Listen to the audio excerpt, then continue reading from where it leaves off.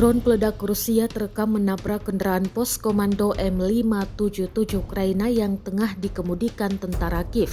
Rekaman detik-detik drone menghantam beredar di Telegram pada Jumat 11 Oktober 2024. Dalam keterangan unggahan disebutkan inilah momen kedatangan tepat drone FPV di kepala pengemudi KSHM M577 Ukraina di dekat desa Solotaya, Niva dekat Ukledar.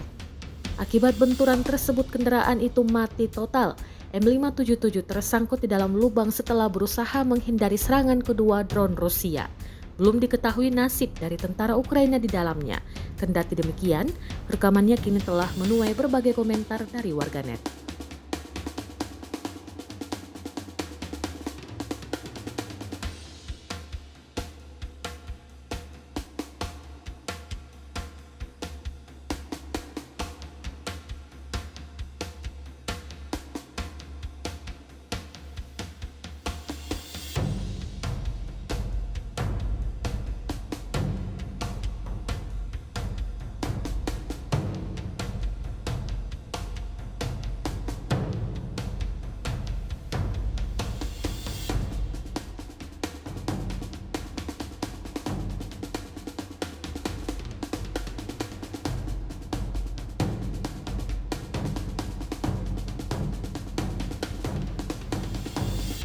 Download Tribun X sekarang, menghadirkan lokal menjadi Indonesia.